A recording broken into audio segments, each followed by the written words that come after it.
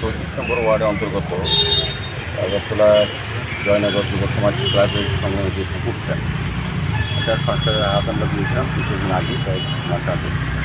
মাননীয় মুখ্যমন্ত্রী নির্দেশ বা ওনার ইচ্ছা অনুযায়ী আমরা পুকুরটার সংস্কারের হাত দিয়েছিলাম। তো এটা প্রায় 40 লক্ষ টাকা পেয়ে এটা নতুনভাবে তৈরি করা হয়েছে। সমস্ত বিউটিফিকেশন করা হয়েছে, রোড, যেটা হাঁটার জায়গাটা, গ্রিল এবং সার্বিক পুকুরের সঙ্গে করা এবং ইলেকট্রিফিকেশন নতুনভাবে করা হয়েছে।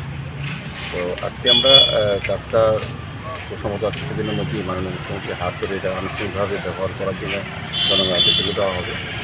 আজকে কাজের অগ্রগতি দেখার জন্য আমরা চট্টগ্রামে বসে আমাদের সঙ্গে ডেপুটি মেয়র ম্যাডাম আছেন, আমাদের কমিশনার সাহেব আছেন, আমাদের এমআইসি মেম্বার আছেন, ওয়ার্ডের কর্পোরেটর আছেন এবং এই ক্লাবের সেক্রেটারি সহ যুব ক্লাবের সম্মানীয় কর্মকর্তারা, বিভিন্ন পক্ষ যারা আছেন এবং এই এলাকার যারা অভিভাবকরা তারা উপস্থিত আছেন।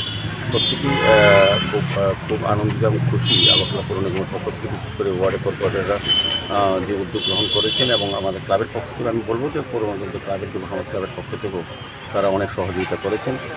2-1 মধ্যে বাকি কাজটা শেষ হয়ে যাবে। তা আনুষ্ঠানিকভাবে পুজোর আগে আমরা এটা মাঙ্গলিক অনুষ্ঠানের মধ্যে এটা উদ্বোধন করে দেবো, যাতে পুজোর সময় লক্ষ লক্ষ যারা দর্শনার্থী এবং পুণ্যার্থী আসেন বিভিন্ন প্রান্ত থেকে, তারাও কিন্তু উপভোগ করতে পারবে সুন্দর। স্বাভাবিকভাবে আগরতলা শহরে বিভিন্ন পরিত্যক্ত জলাশয়গুলি আমরা সংস্কার করে ব্যবহারযোগ্য করা, সৌন্দর্যায়নের মাধ্যমে এবং আলোকসজ্জার মাধ্যমে ব্যবহার করার ব্যবস্থা করে দিচ্ছে। আগরতলা শহরে প্রায় অধিকাংশ পুকুরগুলি পরিত্যক্ত ছিল।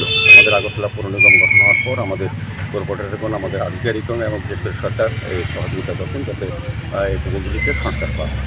এই বিষয়ে আমরা